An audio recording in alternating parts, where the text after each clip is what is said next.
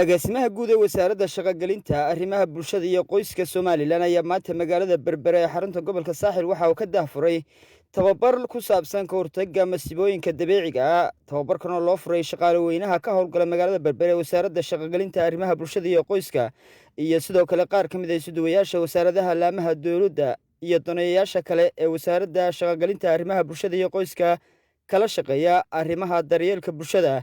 tababarkan ayaa waxa ugu horreyn hadal ka soo jeediyey isuduwaha wasaaradda shaqo-gelinta arrimaha bulshada iyo qoyska ee gobolka Saaxil Rakad Maxamed Xasan. runtii farxad noo tahay inaan noo timaadaan oo ka soo qayb gashaan tababarkan soconaya maalinta ujeedadiisu tahay fahamka loo leeyahay masiibooyinka iyo sida ugu fiican ee looga jawaabo. kolow xogta iyo muhiimadda dib badan ka wadaagi doonaa.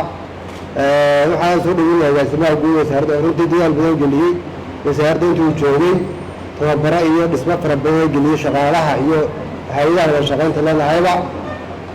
markaa farxadda noo timaadaan waqti wada qaadano fahamno qaabka looga hortago masiibooyinka si loo diyaargaroobo iyo waxa weeyaan waxa ay u baahan tahay la diyaariyoba. marka aad iyo aad baan ugu mahadnaqayaa noo timaada mar labaad soo dhawaada leeyahay tiimka wasaaradda oo soo dhaweynayaa waxaan leeyahay soo dhawaada ku soo dhawaada gobolkii Saaxil oo runtii ah gobolada ugu shaqada wanaagsan ugu maamulka wanaagsan ka shaqeeya arrimaha bulshada shaqo-gelinta iyo arrimaha qoyskaba. ujeedada waxa weeye tababarka waxaa noo sheegi doona agaasimaha guud baa noo faahfaahin doona.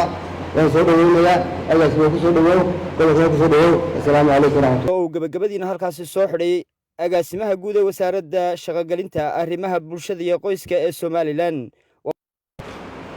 runtii maanta farxad bay noo tahay inaanu joogno gobolkii Saaxil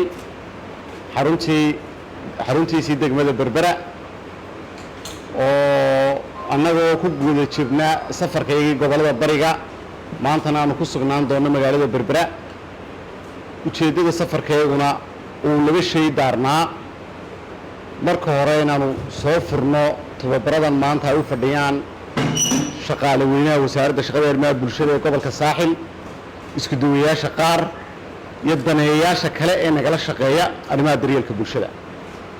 sidoo kale aanu soo kormeerno wixii mashaariic ka socda gobolka Saaxil degmada Berbera oo ugu horeeyaan cash transferka ay soo gaarsiiso Concern Worldwide oo laba ujeedda lahaa. marka hore midda koowaad ahayd in hooyada iyo dhallaanka ay ku xidhmaan MCH-ka, midda labaadna ay ahayd in shaqo abuur ay u sameeyaan dhalinyarada farsamada gacanta. kaasi oo mashruucaasi iyo gabagabo ku dhow inaan dul istaagno halka uu marayo natiijada laga gaadhay sidii markii hore loo qorsheeyeyba loo gaadhay. intaasi ka bacdi intaa in leeg baanaan Burco iyo goboladii barigan aanu ka soo marnay waxaan ku laaban doonaa Hargeysa. waxaan aad ugu faraxsanahay inaad maanta idinkana halkan joogtiin.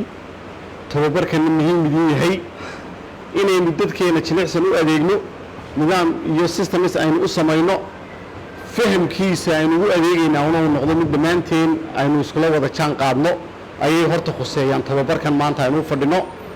runtii masiibooyinka degdega soo dhaca oo laba shay looga jawaabo mid system is shock responsive oo social protection ah iyo mid shock responsive oo xaaladda taagan lagu qaboojiyo.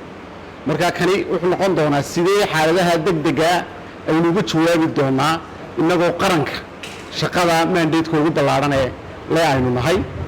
aad iyo aad baan idinka rajaynayaa inaad muddada halkan aad ku jirtiin aad si fiican tababarka uga faa'iidaysatiin wax ku oolana inala shaqeeyo. marka fahamka isla fahamka shayga la qabanayaa ay dadku ay dhismaan ee la isla garto baa natiijada ka soo baxaysaana ay noqotaa mid midho halkii aynu taagnayd markii la bilaabayay arrimaha daryeelka bulshada iyo halkaynu maanta taagannahay labay kala tahay. wasaaradda iyo dhammaan stakeholderska kale waa yaqaanaan sida ay uga qabanayaan shaqadaasi way yaqaanaan. marka aad iyo aad baad u mahadsantihiin. Faysal Aadan Ismaaciil, telefishinka qaranka Soomaaliland, Berbera.